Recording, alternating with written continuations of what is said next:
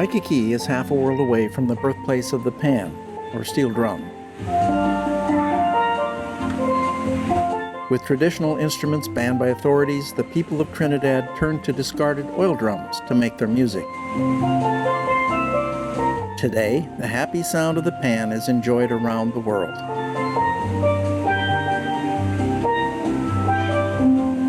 In Hawaii, psychologist Greg MacDonald shares his enthusiasm for the instrument.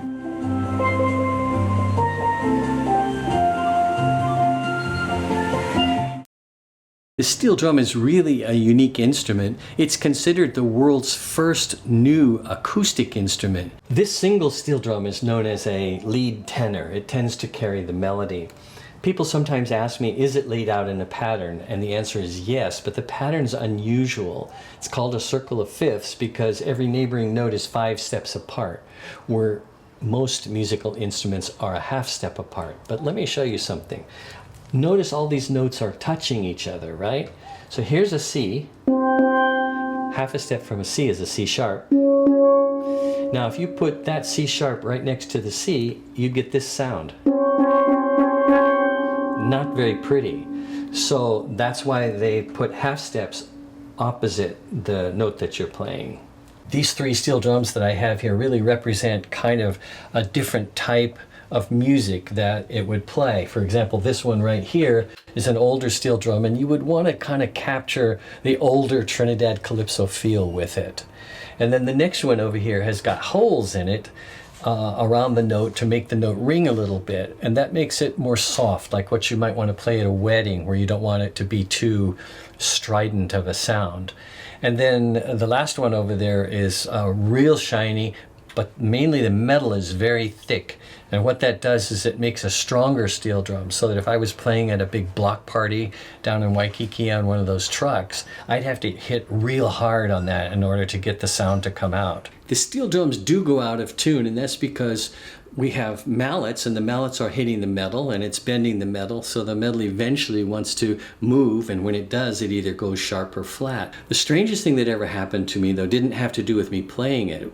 We were playing somewhere in the middle of the day, in the middle of summer, and the sun was overhead, and as I saw the sun kind of coming across the steel drum, it began to go out of tune. I mean, really out of tune.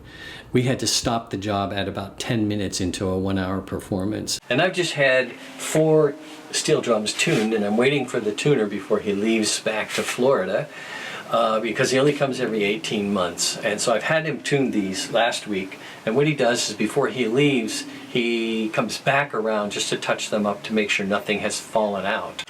I was finishing up a master's at West Virginia University, and the guy who, we call him the father of the modern steel drum, the man who did single-handedly more than any other one person for the instruments, Ellie Minette, he came to West Virginia University, which is a really, really good percussion school, and started an apprenticeship program. And his first semester there was my last semester of my master's. So I was going to go get a doctorate degree to teach percussion, and I just decided to stick around and work with Ellie for a while. And I ended up staying for about 6 years apprenticing.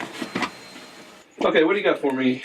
Well, the first one thing is simple. It's a question. When I hit both of these A's sound either sharp or flat. I can't tell, just a little bit. Yeah, this one appears to be slightly drifting flat. You ever have a note that's sharp, you know, and I'm not there and you can't fix it, you know? Yeah. What do I do? Just lay your fingers on it for 5-10 seconds. Really? It'll go down. It'll stay down the length of a song, maybe 2 songs. Really?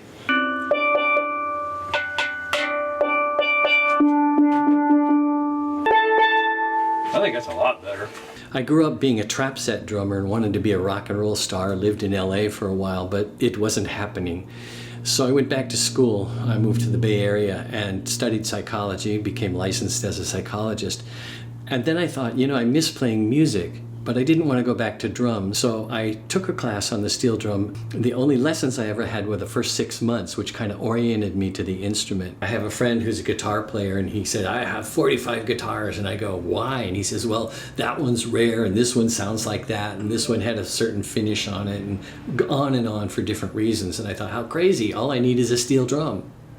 But as time went on, I realized that steel drums had different tones, and those different tones were good for different kind of recordings and gigs. So at this point, I guess I own about 20.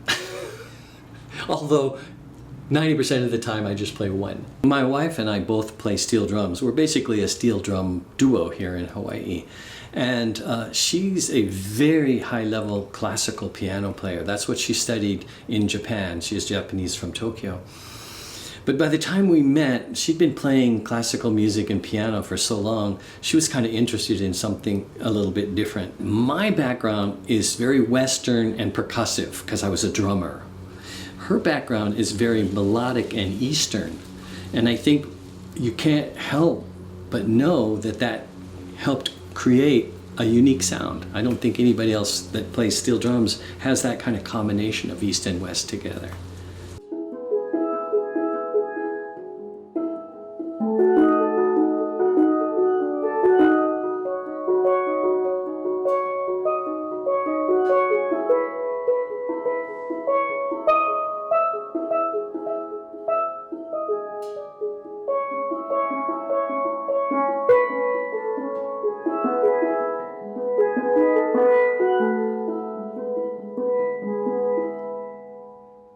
I've had a dream that's been with me from the day I started playing steel drums, and that is to have a steel drum ensemble of about 20 steel drum players.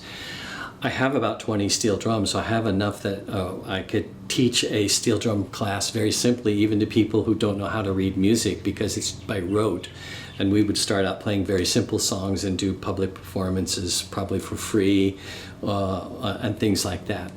But part of the reason it hasn't happened is I can't find anybody to sponsor it. I can't be transporting 20 steel drums twice a week to wherever the lesson is. I need a place. You know, like a school that no longer has a music program would probably have a place that I could keep the steel drums. So part of my business is still trying to make that dream come true. The reality of the business is that Junko and I play casuals like weddings and special events and things like that.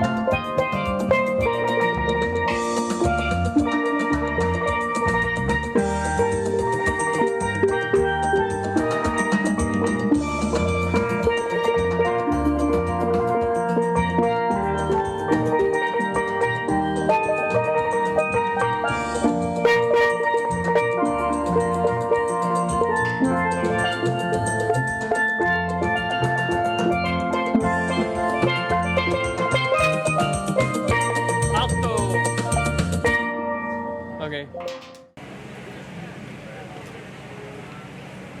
Yeah, that's me. That's me on the cover there. We need my transformation. That's a joke. Okay. This is a Hawaiian song called Sophisticated Hula. They want to hear it.